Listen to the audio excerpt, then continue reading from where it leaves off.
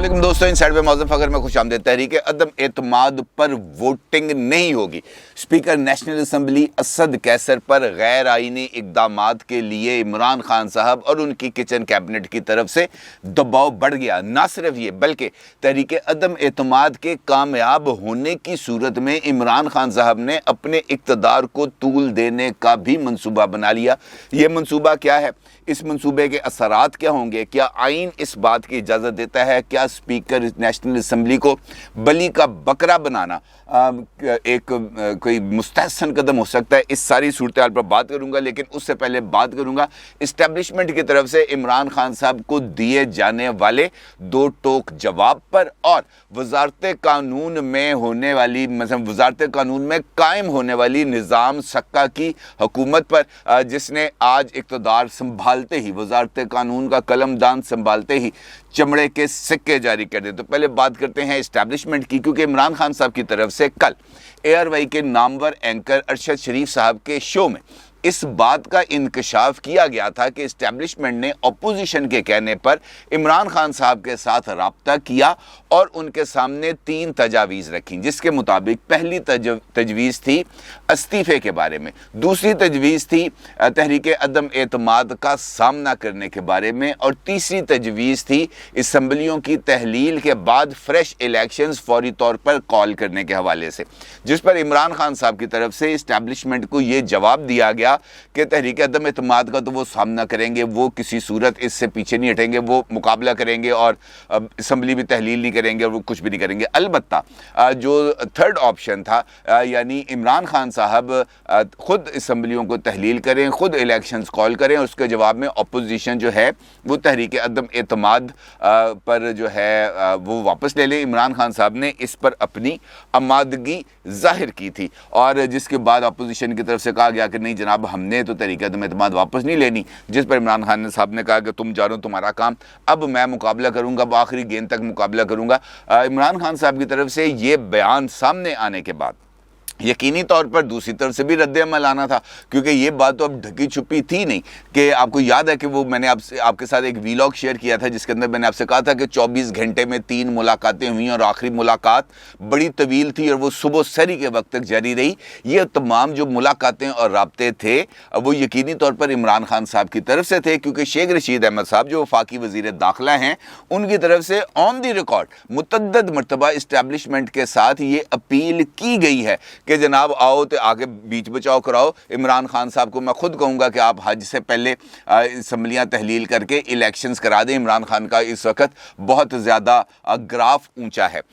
इस सारी सूरत हाल में एयरवाई के ही चैनल पर एयरवाई के एक दूसरे एंकर वसीम बदामी साहब के ज़रिए इस्टेब्लिशमेंट की तरफ से एक वजाहती बयान सामने आता है, जिसके मुताबिक इस्टेब्लिशमेंट ये कहती है कि जनाब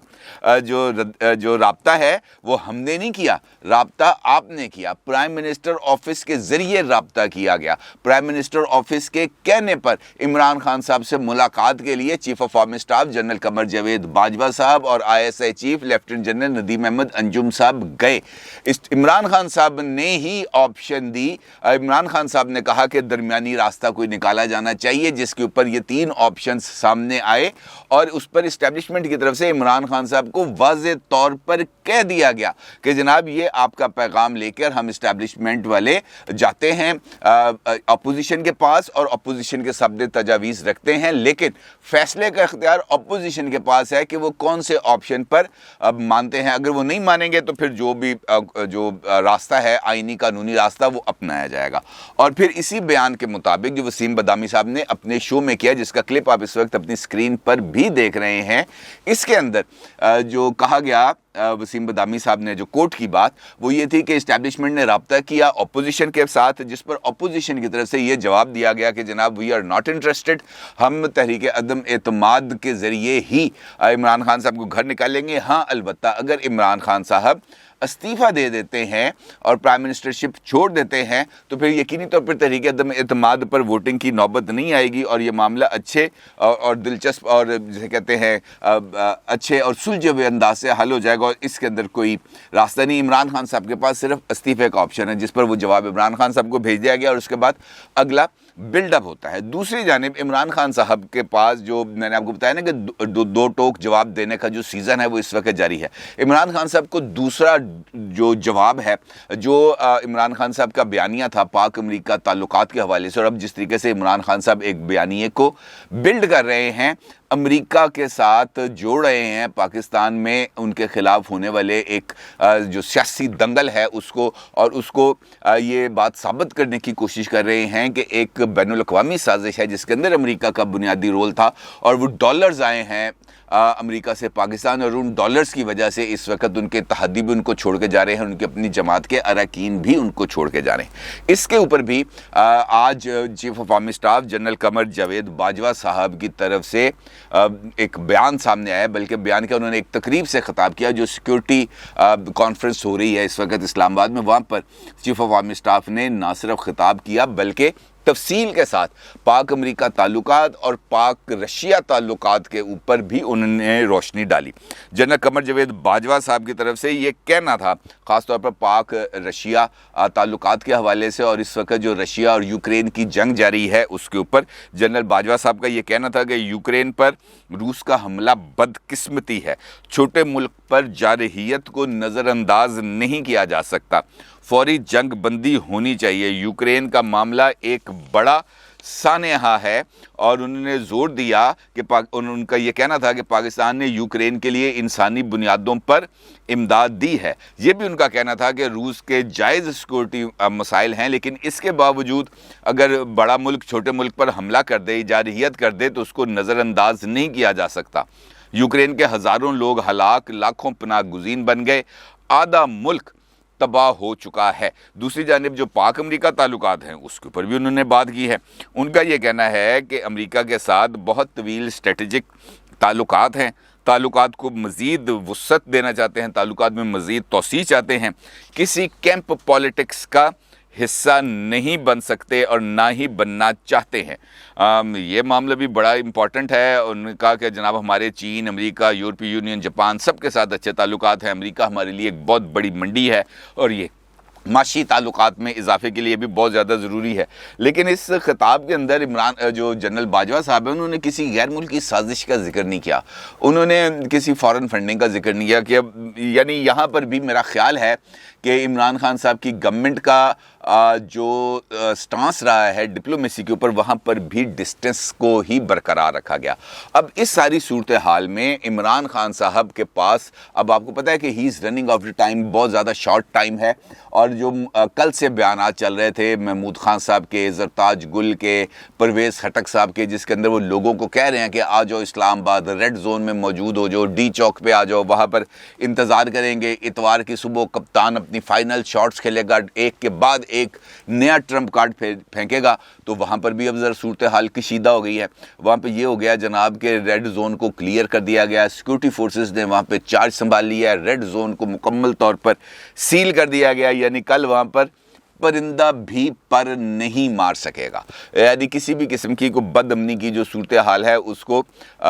بچانے کی کوشش کی جا رہی ہے تاکہ یہ جو تنازع ہے یہ اب آگے نہ بڑھے۔ دوسری جانب عمران خان صاحب اپنے کارڈز پر کارڈز کھیل رہے ہیں۔ آج آپ کا وزیر اعظم عوام کی عدالت میں بھی آئے گا اور وہاں پر عوام کے سوالوں کے جواب بھی دیں گے۔ ممکنہ طور پر 3 بجے کا ٹائم تھا، لیکن پہلے پتہ چلا کہ جناب انہوں نے یہ واپس لے لیا ہے، اب وہ پروگرام نہیں ہوگا، پھر پتہ چلا کہ دوبارہ ہوگا۔ اب یہ اتنی تیزی کے ساتھ عمران خان صاحب کی وہ جو ہے چیزیں بدل رہی ہیں کہ حتمی طور پر کچھ بھی کہنا ممکن نہیں ہے۔ پنجاب کے اندر صورتحال ڈیولپ ہوئی ہے۔ دوسری جانب عمران خان صاحب نے فروغ نسیم صاحب کی طرف سے استعفیٰ دینے کے بعد وزارت قانون کا چارج دے دیا ہے جناب فواد چودھری صاحب کو، اور فواد چودھری صاحب نے وزیر قانون کا چارج لیتے ہی وزارت قانون میں نظام سکہ کی حکومت قائم کر دی ہے۔ فواد چودھری نے چارج لیتے ہی چمڑے کے سکے بھی جاری کر دیے ہیں، یعنی اہم ترین انہوں نے اقدامات کیے ہیں۔ پہلا انہوں نے چارج لیتے ساتھ ہی جو فیصلہ لیا ہے وہ یہ ہے کہ یہ جو فارن فنڈنگ ہو رہی ہے، یہ جو فورن کانسپریسی کا گورنمنٹ الزام لگا رہی ہے کہ امریکہ ملوث ہے پاکستان میں، یہ جو پولیٹیکل پارٹیز ہیں ان کو استعمال کر کے عمران خان صاحب کی گورنمنٹ کو گھر بھیجنے کے لیے، تو فواد چودھری صاحب نے عالمی سازش سے متعلق کمیشن قائم کرنے کی ہدایت کر دی ہے۔ کمیشن عالمی سازش سے متعلق حکومت تبدیلی اور تحریک عدم اعتماد جیسے عوامل کا جائزہ لے گا، تحقیقات کر کے اپنی رپورٹ مرتب کرے گا، اور اس سلسلے میں اسلام آباد، کراچی اور لاہور میں لیگل افسران کو بھی تبدیل کرنے کے لیے انہوں نے احکامات جاری کر دیے ہیں۔ اسلامی میں یہ بھی کہا گیا ہے کہ یہ جو کمیشن ہے اس کے لیے درخواست کی گئی ہے کہ 3 ہائی کورٹس کے چیف جسٹس صاحبان پر مشتمل کمیشن بنایا جائے یا سپریم کورٹ کے 3 جج صاحبان پر مشتمل کمیشن بنایا جائے اور وہ اس معاملے کی تحقیقات کریں۔ اور اس کے ساتھ ساتھ انہوں نے حمزہ شہباز اور شہباز شریف صاحب کی جو ضمانت ہے اس کی منسوخی کے لیے بھی ایف آئی اے کو ہدایت کر دی ہے۔ ایف آئی اے اس پر متحرک ہو گیا ہے۔ ایف آئی اے نے ان احکامات ملنے کے فوری بعد لاہور کی جو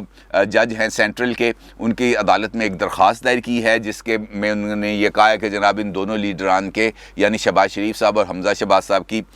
جو ضمانت ہے اس پر منسوخ کیا جائے۔ تو جس پر جج نے کہا کہ بھائی یہ ضمانت منسوخی کے لیے میرے پاس کیوں آئے ہیں، یہ آپ جائیں کسی فیصلے پر اختلاف ہے تو ہائی کورٹ جائیں، وہاں پہ جا کے اس کو چیلنج کریں تاکہ وہاں سے آپ کو ریمیڈی مل جائے۔ انہوں نے کہا جناب آپ ہی اس پر چیلنج کریں گے، تو انہوں نے اب سنا ہے فیصلہ محفوظ کر لیا ہے اس درخواست کے اوپر، اور 4 تاریخ پر نوٹسز جاری کر دیے ہیں حمزہ شہباز صاحب کو اور شہباز شریف صاحب کو۔ دیکھنا یہ ہے کہ اب اس پر اگلی کیا ڈیولپمنٹ ہوتی ہے۔ اس کے ساتھ میں نے آپ کو بتایا کہ عمران خان صاحب بہت زیادہ ڈیسپریٹ ہیں اور بہت زیادہ وہ اقدامات لے رہے ہیں، خاص طور پر تحریک عدم اعتماد کو ناکام بنانے کے لیے۔ جس طرح میں نے آپ سے گفتگو کے آغاز میں کہا تھا کہ کل تحریک عدم اعتماد پر ووٹنگ نہیں ہوگی، یہ عمران خان صاحب کی اس وقت سب سے بڑی خواہش ہے۔ اور اس وقت جب میں آپ سے گفتگو کر رہا ہوں، اس وقت دوپہر کے 2:30 ہو چکے ہیں میری گھڑی میں،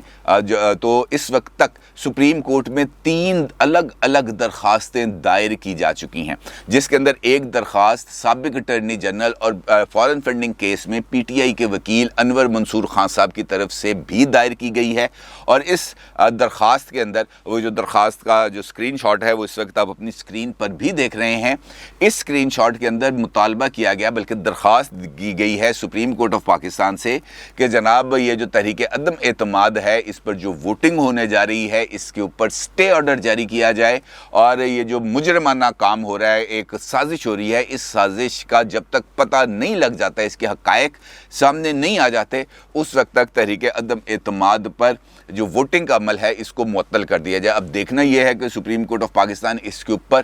کون سا فیصلہ کرتی ہے، کون سی رائے لیتی ہے، کیونکہ یہ ایک آئینی عمل ہے جو اس وقت ہو رہا ہے۔ تحریک عدم اعتماد پر ووٹنگ کا کل حتمی دن ہے، جس کے لیے اجلاس کل صبح 11 بجے بلا لیا گیا ہے، اور سپریم کورٹ اس آئینی عمل کو روکنے میں کون سا آرڈر جاری کر سکتی ہے یہ دیکھ رہے ہیں، کیونکہ یہ درخواست ابھی تک رجسٹرار صاحب کے پاس ہے اور ابھی تک جس وقت میں آپ سے گفتگو کر رہا ہوں اس وقت تک یہ درخواست فکس نہیں ہو سکی۔ دوسری جانب جو اسپیکر ہیں نیشنل اسمبلی کے اسد کیسر صاحب، ان پر جو دباؤ ہے وہ بڑھتا جا رہا ہے۔ عمران خان صاحب کی کچن کیبنٹ کے جو 8 وزراء ہیں ان کا ایک اجلاس ہوا، اور اس اجلاس کی جو اندرونی کہانی سامنے آئی ہے جو مختلف ٹی وی چینلز پر جاری ہوئی ہے، اس کے مطابق یہ جو اسپیکر صاحب ہیں ان کو یہ کہا جا رہا ہے کہ جناب آپ کسی بھی ہیلے بہانے سے اس کارروائی کو مؤخر کرنے کی کوشش کریں، یا یہ جو ووٹنگ کا عمل ہوگا اس کو اس طرح متنازع بنائیں گنتی کے عمل میں یا کسی بھی طریقے سے کہ یہ معاملہ چیلنج ہو جائے کسی نہ کسی عدالت میں، اور یہ جو تحریک عدم اعتماد کی کامیابی یا ناکامی کا معاملہ ہے یہ جب عدالت میں چلا جائے گا تو اس وقت تک ہم مکمل طور پر چین سکون کے ساتھ حکومت کر سکیں گے۔ اور یہ جو معاملہ ہے اس وقت یہ بھی بہت زیادہ سنگین ہے، کیونکہ اس ساری صورتحال میں اسپیکر نیشنل اسمبلی جناب اسد کیسر کو بلی کا بکرا بنانے کا میرا خیال ہے پلان ہے، کیونکہ اگر اب وہ آئین کو سبوتاج کرنے کے لیے کوئی بھی غیر آئینی اقدام کرتے ہیں تو پھر آرٹیکل 6 کی کارروائی سے ان کا بچ نکلنا بہت ہی زیادہ مشکل ہو جائے گا، اور یہ جو صورتحال ہے یہ کسی بھی کنٹرول سے باہر نکل جائے گی۔ اس کے ساتھ ایک اور ڈیولپمنٹ ہے، وہ ڈیولپمنٹ یہ ہے کہ جو اس وقت جب میں آپ سے گفتگو کر رہا ہوں وزارت قانون میں ایک اجلاس جاری ہے، اور اس اجلاس میں اس بات کی تیاری کی جا رہی ہے کہ مسلم لیگ نون، پاکستان پیپلز پارٹی، جمعیت علماء اسلام اور دیگر تمام جماعتیں جو اس تحریک عدم اعتماد میں حصہ لے رہی ہیں ان کو کالا دم جماعت قرار دیا جائے ملک دشمن سرگرمیوں میں ملوث ہونے کے لیے۔ اور اس بات کا اظہار شیخ رشید احمد صاحب اپنی آج کی جو میڈیا ٹاک ہے اس کے اندر بھی باضابطہ طور پہ کر چکے ہیں۔ انہوں نے کہا جناب، ان کو جب پوچھا گیا کہ جناب اس قسم کی اطلاعات ہیں کہ کوئی غداری کے مقدمے قائم ہونے جا رہے ہیں، کچھ جماعتوں کو کالا دم قرار دینے کی کوشش کی جا رہی ہے، تو انہوں نے کہا جی فواد چودھری کو کہا ہے وہ بھیجے گا، جیسے ہی میرے پاس آئیں گی میں اسی وقت اس پر دستخط کر دوں گا اور ان کو کالا دم قرار دے دوں گا اور ان پر غداری کے مقدمے بھی قائم کیے جائیں گے۔ تو عجیب و غریب ایک میسی سی سچویشن بن چکی ہے، اور اس ساری صورتحال میں بھی شیخ رشید نے آج ایک مرتبہ پھر اسٹیبلشمنٹ سے درخواست کی ہے کہ جناب اس معاملے کا نوٹس لیں، یہ لڑائی جھگڑے جو ہیں یہ اب گلی کوچوں تک پھیل چکے ہیں، اگر یہ اور معاملہ آگے بڑھا تو بڑا نقصان ہو سکتا ہے، لہٰذا بہتر یہ ہے کہ فوری طور پر ملک میں انتخابات کے انعقاد کا اعلان کر دیا جائے، یہی اس کا واحد حل ہے۔ ادروائز یہ معاملہ بہت بگڑ جائے گا، آگے بڑھ جائے گا اور کسی کے کنٹرول میں نہیں رہے گا۔ تو معاملہ یہ ہے بھائی کہ جو فیصلہ ہے یقینی طور پر سیاستدانوں کا کام راستہ نکالنا ہے، ناممکنات میں سے ممکنات، وہ یہی کہتے ہیں جی سیاست کا کام ہی یہی ہے کہ وہ امپاسبلس کو پاسبلس کے اندر تبدیل کرے۔ راستہ نکالنا سیاستدانوں کا کام ہے، لیکن جب سیاستدان اور خاص طور پر حکومت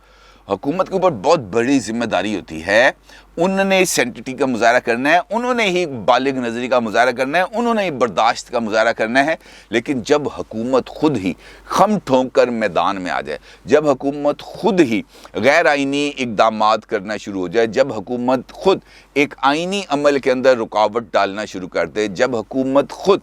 جو ادارے ہیں ان کو متنازع بنانے کا عمل شروع کر دے، تو پھر وہ انحطاط ہوتا ہے، وہ زوال آتا ہے جس کی مثال نہیں ملتی۔ اور اس وقت بھی ہم اسی آزمائی سے گزر رہے ہیں۔ دعا ہے کہ کل کا دن خیریت سے گزر جائے، بلکہ اب سے لے کر کل شام تک کا جو ٹائم ہے وہ گزر جائے، تمام جو عمل ہے جمہوری عمل، آئینی عمل، یہ بالکل درست انداز میں آزادانہ اور منصفانہ طور پر مکمل ہو، جیتے ہارے کوئی بھی، لیکن جو فیصلہ ہے وہ سب کو تسلیم کرنا چاہیے۔ اپنی رائے کا ضرور اظہار کیجیے گا۔ آپ کا بہت شکریہ۔ اللہ حافظ۔